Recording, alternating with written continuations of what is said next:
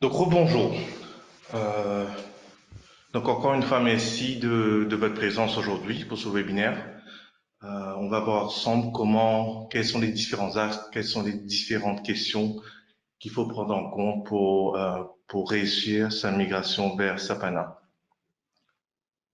Pour le moment, tous les micros sont coupés. Si vous avez des questions, n'hésitez pas à le mettre, à le renseigner dans le chat. Je vais les prendre une à la fin de la session. Je laisserai aussi quelques minutes pour que vous puissiez poser des questions, toujours en fin de session. Donc, je me présente rapidement. Donc, je suis Dinesh Ramweka. J'ai une douzaine d'années d'expérience sur les maintenances et l'implémentation de SAP. J'ai fait quelques conversions et aussi des migrations, surtout sur les projets utilities.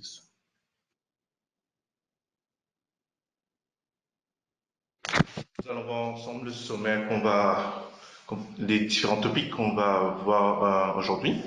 Donc, ce sera une petite présentation sur la compagnie Business at Work, les enjeux des différentes directions d'une société, les différentes approches possibles et les impacts sur les spécifiques, tout ce qu'il y a de custom qui sont déjà présents sur votre système source.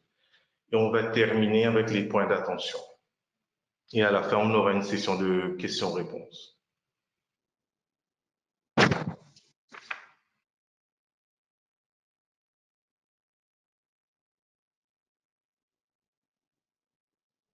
Donc, Business at Work. Donc, Business at Work, c'est une entreprise de services numériques créée en 2000.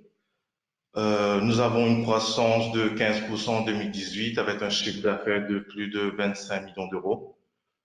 Nous sommes déjà 250 collaborateurs sur 3 pays, euh, avec des bureaux à Paris, à Caen, à Londres et à Maurice. Moi, je fais partie du bureau qui se trouve à Maurice. Nous avons déjà notre actif plus de 150 clients repartis sur différents secteurs d'activité, incluant les high-tech, le transport, la banque et assurance et le secteur public. Donc, nous avons un client de très très longue date. Nous sommes aussi partenaires privilégiés de SAP.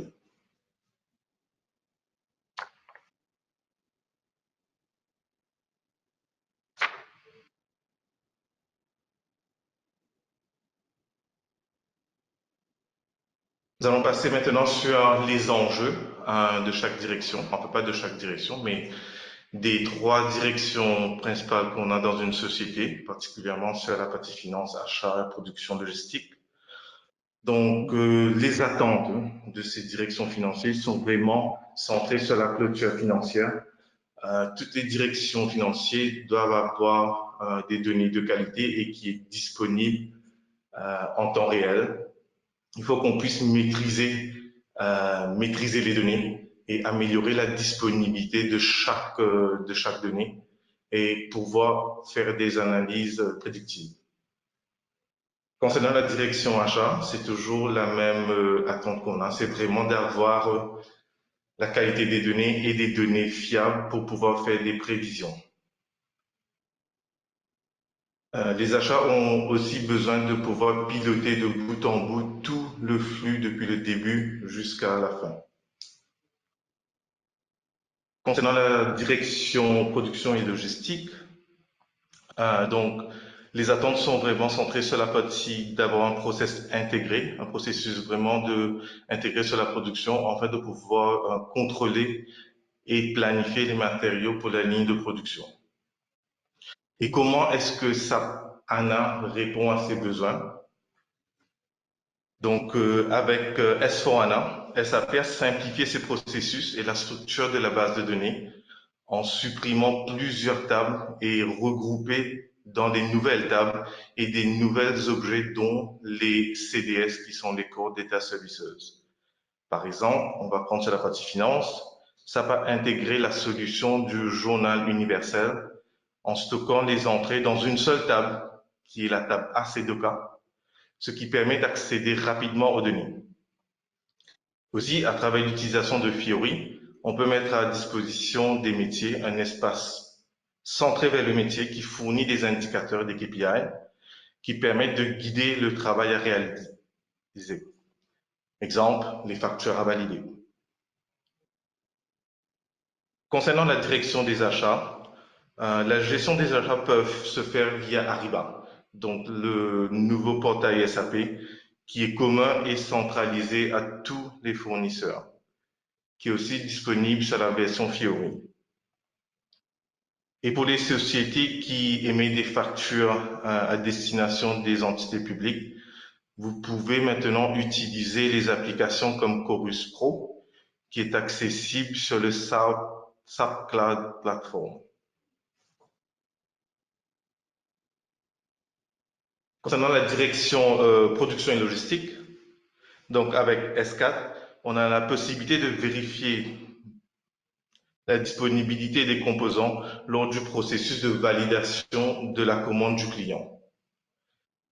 Et maintenant sur S4, l'option de Extended Warehouse Management est maintenant déjà intégrée pour la gestion des stocks sur les différents entrepôts.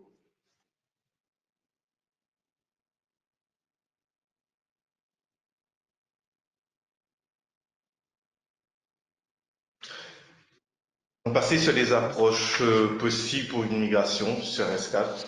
Il y a deux notions qui sont très courantes dans le jargon SAP, c'est la notion du greenfield et du brownfield.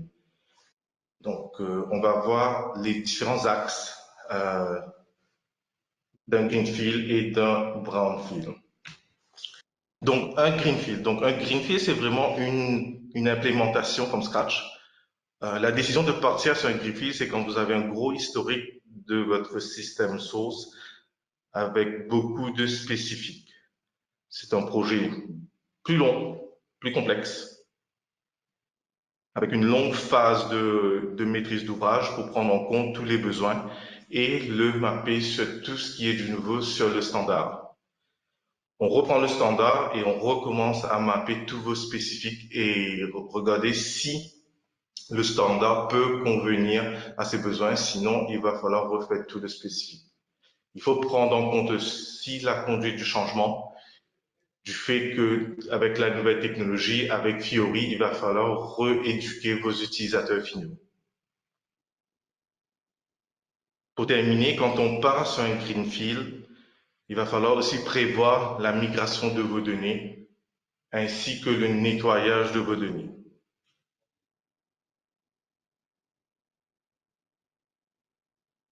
Par contre, un brownfield, c'est une conversion, mais une conversion en ISO-fonctionnalité dans un premier temps. Ça ressemble plus à une montée de version ou une montée de EHP. C'est un upgrade technique avec très peu d'impact sur le métier. C'est plus rapide, effectivement, oui. C'est plus maîtrisé car il existe déjà beaucoup d'accélérateurs qui sont proposés par SAP et beaucoup d'accélérateurs qui sont aussi proposés par BAW. Les équipes qui sont intégrées, qui sont sollicitées, ce sont vraiment les gens techniques. Il y a très très peu de maîtrise d'œuvre, très peu de conduite du changement qui seront amenés lors d'une implémentation brownfield. Il n'y a pas de reprise de données. Les données seront converties dans le format S4.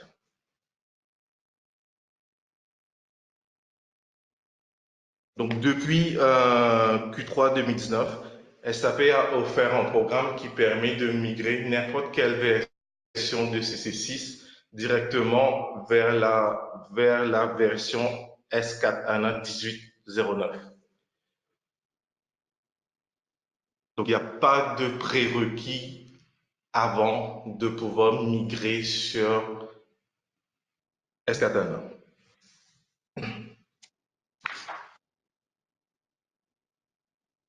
Donc aujourd'hui, on va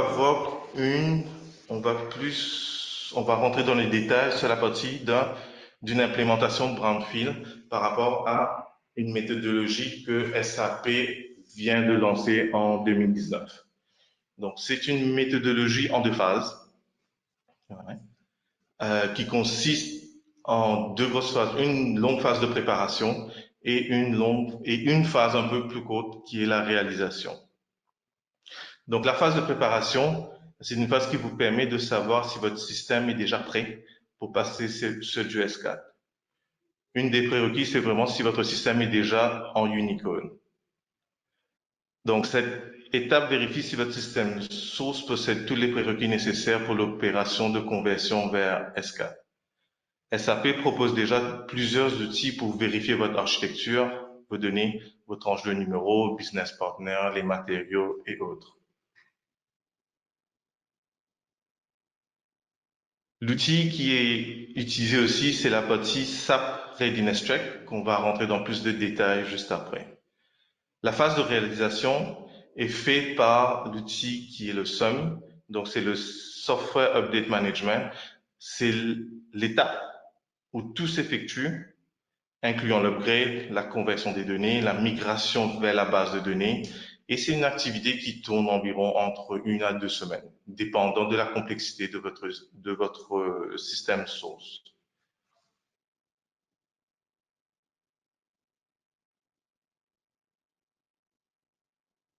Au préalable, il va falloir faire un sizing, c'est de savoir quelle est la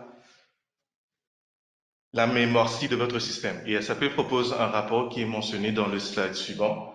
Vous le lancez sur votre système source, sur votre machine source, et le résultat vous permet d'avoir une idée de la mémoire cible pour le serveur Sapana. Donc c'est une étape que vous pouvez faire très en amont. Ceci vous permet de vous poser quelques questions sur est-ce que vous restez sur le serveur actuel on-premise ou est-ce que vous voulez passer sur le cloud. Il faut aussi noter que lors de cette opération, vous pouvez d'ores et déjà voir ou identifier s'il y a du nettoyage de vos données à faire.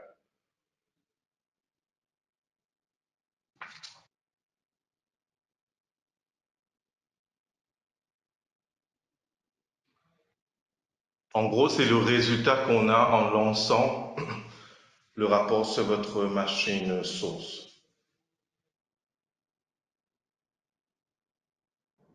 Ça propose aussi un autre outil qui vous permet d'avoir beaucoup d'informations sur votre machine source, qui s'appelle le SAP Readiness Check et remonte tous les problèmes de compatibilité sur lesquels vous allez devoir prendre des actions.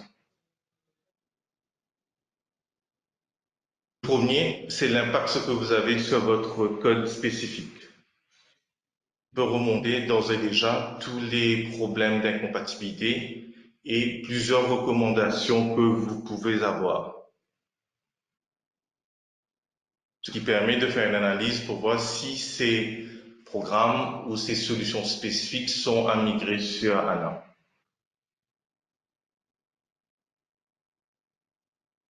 La liste des simplifications, la liste des simplifications, c'est vraiment la liste de tous les objets qui seront amenés à modifier dans le standard. Et le SAP Readiness Check permet de savoir d'ores et déjà, par rapport à votre système source, de savoir quels sont les flux ou les objets de la liste de simplification des SAP qui seront impactés. Il remonte aussi la liste des documents, exemple les commandes ou les partenaires ou les clients qui sont touchés dans votre système et qui n'ont pas bougé depuis 3 mois, 1 an ou plus de 5 ans. Ce qui fait qu'avec ce rapport, vous pouvez d'ores et déjà identifier les données que vous pouvez archiver.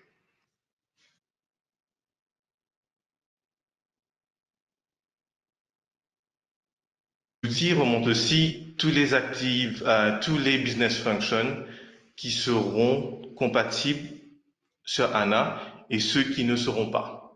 Une analyse est vraiment à faire pour pouvoir distinguer est-ce que ces business functions seront utilisées sur ANA ou quelles sont les nouvelles fonctionnalités qui sont apportées sur S4.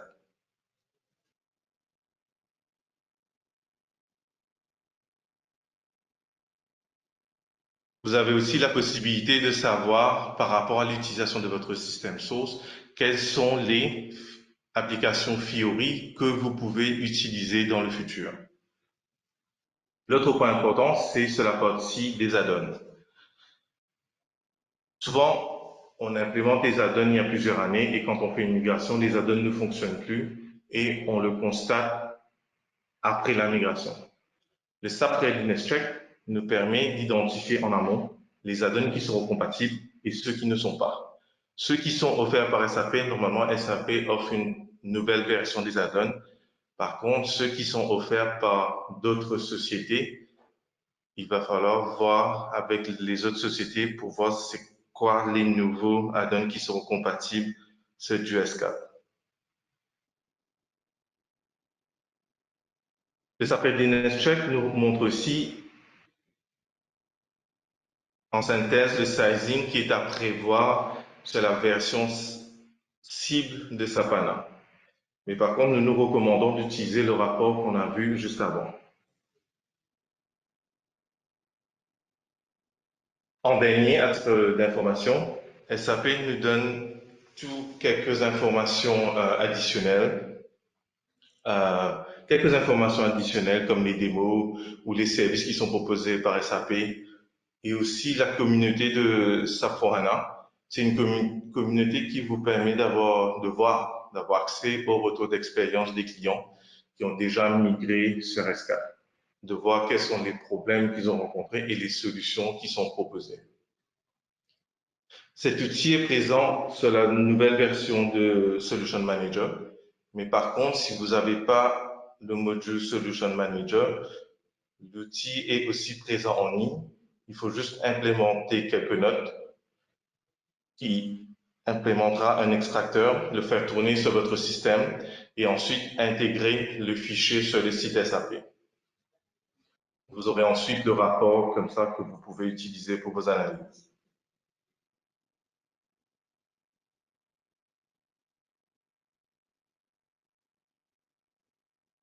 Quelques activités qui sont à faire en post-réalisation, c'est l'activation des applications Fiori.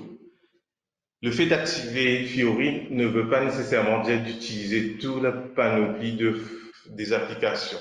C'est le fait de les rendre disponibles. Une phase d'analyse est à faire pour savoir quelles applications sont à rendre utilisables par des groupes d'utilisateurs. De plus, il y a une phase de conversion. Suite à la phase de conversion, il y a une phase de vérification qui est à faire. Il faut distinguer deux types de tests qui sont effectués. Une par les équipes techniques, donc l'équipe qui est en charge de l'installation, pour voir si les jobs ont bien tourné, pour réactiver tous les jobs, et une phase de test plus métier pour voir que tout fonctionne sans anomalie.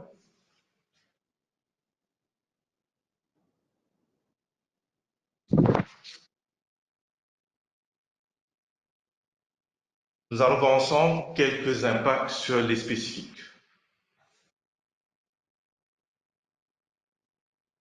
Donc SAP propose une liste de simplification, une simplification list, qui contient les changements, les modifications apportées par S4.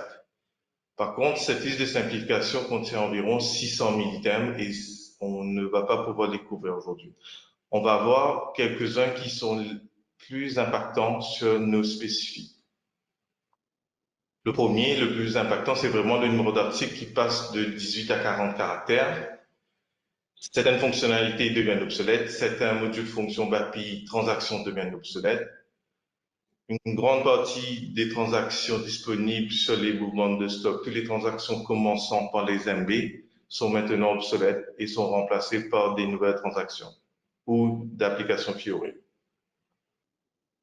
Il y a aussi pas mal de suppressions de tables d'agrégat et de tables d'index qui impactent beaucoup sur la partie SD et MM. Le nouveau concept de CVI, donc Client Vendor Integration, est en jeu. Maintenant, avec la nouvelle notion de business partner, les clients et les fournisseurs ne sont plus des objets sur S4. Donc, toutes les transactions liées aux clients et aux fournisseurs ne sont plus disponibles. Toutes les tables qu'on utilisait auparavant sur ECC ne sont plus à utiliser. Toutes les tables LF-A1 et KN-A1 ne sont plus à utiliser et sont remplacées par les tables but 00 et les but 20 but 00. Par contre, avec la montée de version S4, tout le standard est déjà pris en compte lors de la conversion. Et il y a une phase de convertir votre programme spécifique afin que ces programmes puissent fonctionner sur S4. Et pour ce faire, SAP a mis en place, depuis la version ECC, un outil qui s'appelle la barre Testcopy, qui nous permet de faire des analyses sur des programmes spécifiques. Cet outil nous permet de choisir notre version de système source et la version du système cible qui est, dans le cas présent, on va dire qu'on va partir sur S4 1809 et de le lancer sur l'ensemble des objets spécifiques. La liste nous le programme nous retourne une liste de chaque objet qui est impacté. On va prendre l'exemple. Le premier exemple, c'est tous les recherches binaires, donc dichotomiques, ne fonctionnera plus sur S4 si la table n'est pas triée au préalable. Ce genre de corrections peuvent être faites automatiquement via l'outil. Par contre, pour certains, comme la longueur du champ qui change de 18 caractères à 40 caractères pour le champ article, une action manuelle doit être faite. Et l'outil ABAP-Test Cockpit propose des notes d'explication et de correction manuelles à faire. L'autre exemple qu'on peut voir sur le quatrième et cinquième liste, c'est fonctionnalités not available. Certaines fonctionnalités ne sont plus accessibles sur S4, ou les tables ne sont plus accessibles, ou les objets techniques ne sont plus accessibles. Donc, SAP, encore une fois, nous guide vers la note de correction pour expliquer les objets qui sont remplacés et quels sont les nouveaux objets à utiliser.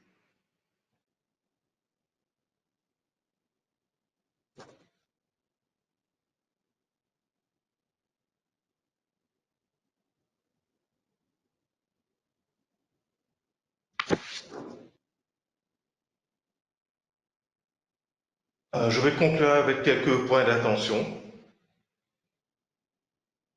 Donc, même si SAP nous propose pas mal d'outils pour pouvoir détecter les modifications qui sont engendrées avec une migration, il y a toujours des limitations à ce genre d'outils, car si votre programme a été codé en dynamique, ces outils ne vous permettent pas d'identifier les changements ou sur les formulaires qui sont utilisés. C'est quelques-uns des limitations sur les outils qu'on a actuellement. Il faut aussi penser aux systèmes externes quand vous communiquez avec vos systèmes externes. Si vous utilisez ou vous mettez à disposition des web services ou des BAPI, il faudra penser surtout lorsque vous passez ou vous récupérez les numéros d'articles qui passent de 40 caractères. Il faut gérer ces changements avec vos interlocuteurs externes.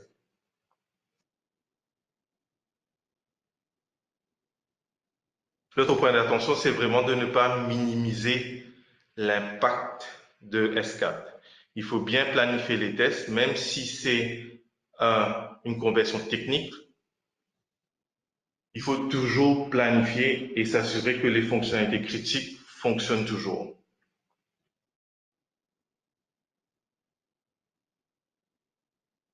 Il faut aussi garder en tête qu'avec S4, la vision du business partner devient un objet très, très important dans la façon de travailler. On ne passe plus par les fiches clients aux fournisseurs. Il faudra bien sûr s'assurer que vos utilisateurs comprennent bien ce changement et s'assurer que la conduite du changement est bien planifiée et détaillée.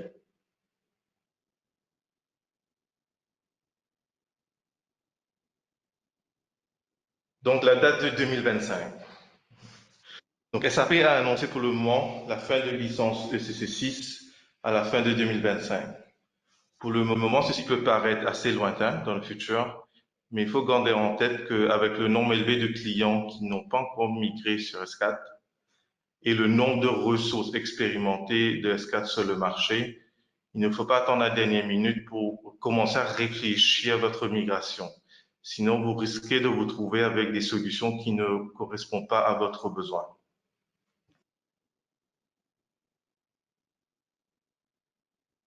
Donc, à noter que Business at Work est une des rares sociétés en France à avoir participé au programme d'SAP qui s'appelle le 10 Step to S4.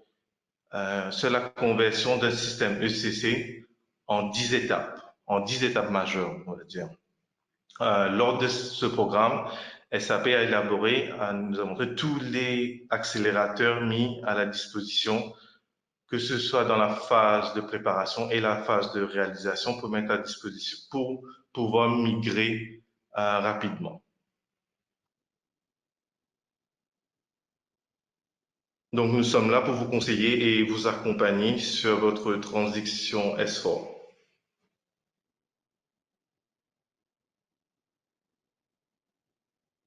Donc si vous avez des questions particulières, vous pouvez le mettre dans le chat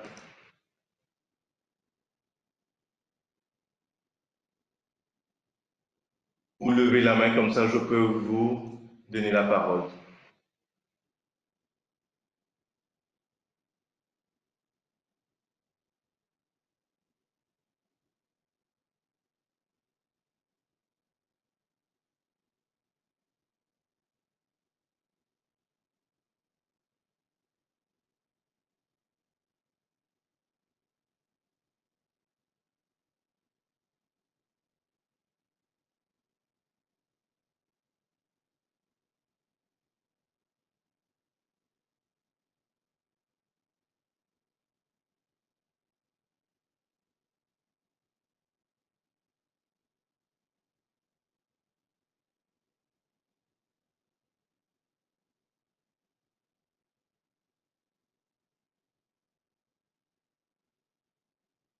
Est-ce que vous avez des questions? On va attendre encore quelques minutes.